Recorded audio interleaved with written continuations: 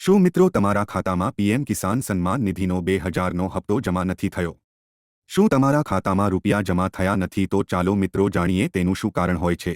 આમાં બતાવ્યા પ્રમાણે પીએમ કિસાન સ્ટેટસમાં જોતા લેન્ડ સીડિંગ યસ બતાવતું હોય, ઈ-કેવાયસી યસ બતાવતું હોય અને આધાર બેંક એકાઉન્ટ સ્ટેટસ યસ બતાવતું હોય તો તમારે ચિંતા કરવાની કોઈ જરૂર નથી. પરંતુ આમાં ઈ-કેવાયસી નો બતાવતું હોય, આધાર બેંક એકાઉન્ટ સ્ટેટસ નો બતાવતું હોય અને લેન્ડ સીડિંગ નો બતાવતું હોય અથવા આમાંથી કોઈ પણ એકમાંનો લખેલું આવતું હોય તો તમારા ખાતામાં હપ્તો ટ્રાન્સફર થશે નહીં.